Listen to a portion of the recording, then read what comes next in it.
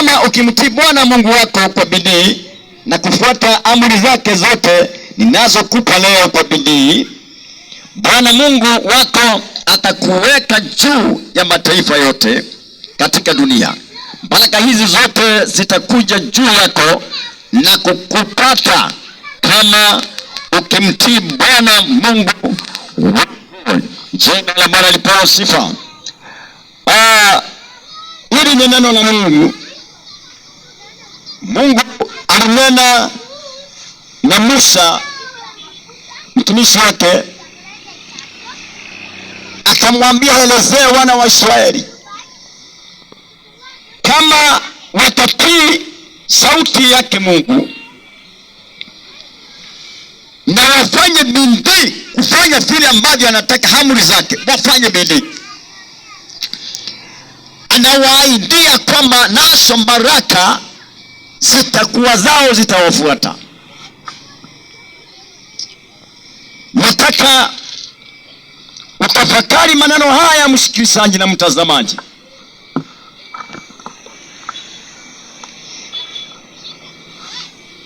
Kama ukimtii Bwana Mungu wako kwa bidii na kufuata amri zake zote ninazokupa, ni Mungu anasema amri zote anazokupa.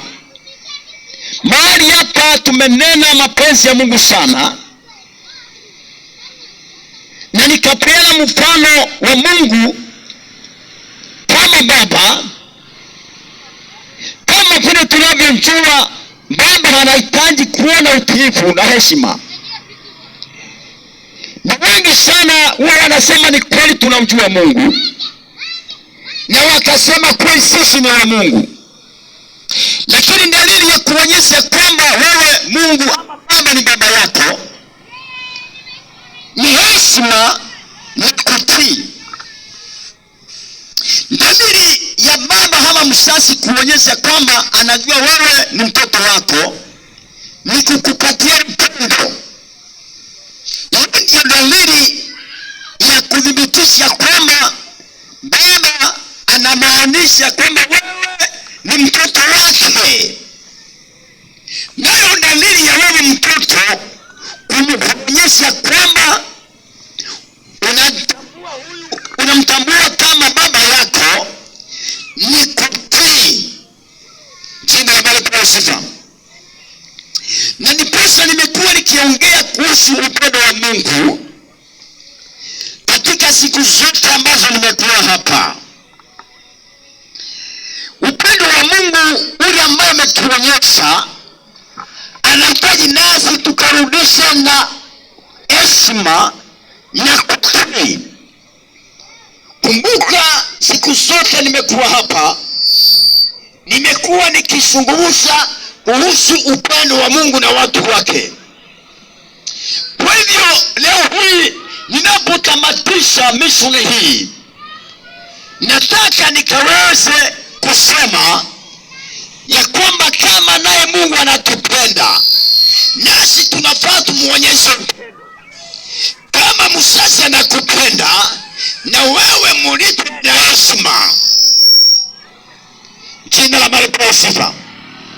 Inabidi unamheshimu, maana katika kitabu cha Waefeso 6 inazungumzia watoto, mheshimu wazazi wenu katika Bwana. Enyi watoto, mheshimu watoto wenu katika Bwana, kwa sababu hii ndio amri pekee yake iliyo na ahadi. Ahadi ya nini? Ya kuishi maisha marefu. Ukitaka kuishi maisha marefu, mheshimu mzazi wako. Na wale wengine wanakufa hovyo, unapata hata unalaaniwa, wanakosa baraka za wazazi, wanakosa kuwa na maisha yenye ufanisi, na wanakosa kuwa na maisha marefu, kwa sababu neno lasema kile kinaweza kusababisha ufanikiwe katika maisha, kile kinaweza kusababisha uishi maisha marefu ni kuheshimu baba na mama, ni kuheshimu mzazi wako. Maana ukimheshimu atanena baraka kwako, atakuwa na kuombea mema. lazima utafanikiwa katika maisha yako. Ni wengi sana katika maisha wakiwa wadogo, pengine wakitahiriwa, wakimaliza shule, wanaona wametosha, hawana haja